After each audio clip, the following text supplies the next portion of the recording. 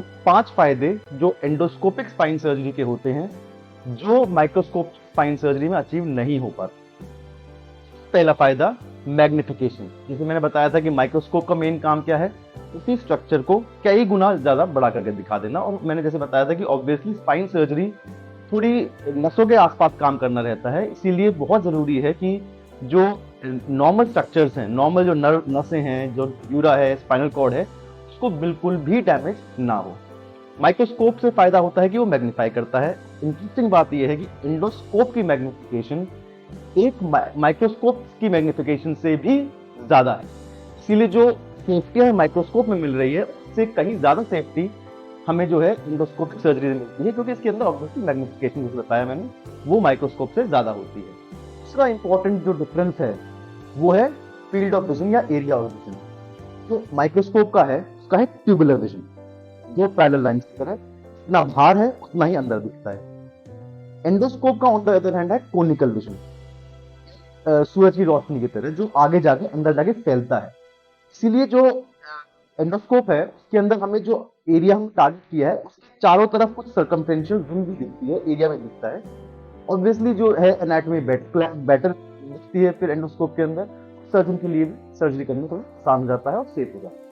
तीसरा फायदा जो एंडोस्कोपी का होता है वो होता है मोबिलिटी। जैसे मैंने बताया कि माइक्रोस्कोप के अंदर फिक्स्ड रहती है ट्यूब्स, माइक्रोस्कोप भी फिक्स्ड रहता है, तो उसके अंदर जो मोबिलिटी है, हमें ऊपर देखना, थोड़ा ज्यादा देखना है, नीचे ज्यादा देखना है, दूसरी साइड देखना है, इसकी पॉसिबिलिटी नहीं होती है माइक्रोस्कोप के अंदर।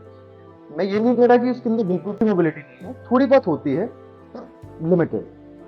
एंडोस्कोप का क्या है, एंडोस्कोप के लिए कहते हैं कि endoscope is extension of surgeons brain. मतलब जहां सर्जन पहुंचना चाहता है वो उसी छोटे से छेद से वहां पहुंच सकता है। अगर कोई डिस्क नीचे माइग्रेट हो गई है, कहते हैं डाउन माइग्रेटेड डिस्क, एंडोस्कोप नीचे कर दो, नीचे का दिख जाएगा। माइग्रेटेड डिस्क के अंदर अगर ऊपर माइग्रेट हो गई है तो एंडोस्कोप ऊपर कर दो, ऊपर दिख जाएगा। यहाँ तक कि अगर बायलैटरल डिस्क है, राइट साइड डिस्क है, लेफ्ट साइड डिस्क है, एक ही चीरे से राइट साइड का चीरा लगाया है, राइट साइड के चीरे से ही over the dura, over the top technique बोलते हैं, दूसरी तरफ भी हम देख सकते हैं और दूसरी तरफ से डिस्क निकाल सकते हैं। फोर्थ इंपॉर्टेंट फायदा जो एंडोस्कोपी का होता है ओवर माइक्रोस्कोपी वो है इंफेक्शन रेट। स्टडीज ने कंक्लूड किया है कि एंडोस्कोपी के अंदर ऑलमोस्ट नेग्लिजिबल इंफेक्शन रेट है। इसका रीजन बिल्कुल सिंपल है कि एंडोस्कोपी बाय द वर्च्यू की वो कैसे होती है, उसके अंदर हम एक सलाइन होता है या कोई लिक्विड समझ लीजिए, लिक्विड से कंटिन्यूअसली इरिगेशन होता है। अगर 1 घंटे सर्जरी चल रही है तो 1 घंटे के 1 घंटे वो सलाइन से, पानी से उस सर्जिकल एरिया को वॉश करते रहेंगे। इसी वजह से इसके अंदर जो इंफेक्शन रेट है वो बिल्कुल ये लगा लीजिए surgery through out the surgery उस एरिया की धुलाई हो रही है, तो इंफेक्शन रेट है वो ऑलमोस्ट नेग्लिजिबल है। लास्ट फिफ्थ इंपॉर्टेंट जो फायदा एंडोस्कोपी का वो होता है वो है इंसिजन और collateral tissue damage. Collateral tissue damage क्या होता है, इस पे मैंने एक बड़ी इंफॉर्मेटिव वीडियो बना रखी है, इसका मैंने लिंक दे रखा है, आप देख सकते हैं। अगर मैं बात करूं छोटे से, मतलब ब्रीफली समझाऊं कि कोलैटरल टिश्यू डैमेज क्या होता है, हमारी सर्जरी का पर्पस है किसी भी ऑफेंडिंग या पैथोलॉजिकल चीज को निकालना, चाहे वो डिस्क हो चाहे लिगामेंटम फ्लेगम हो।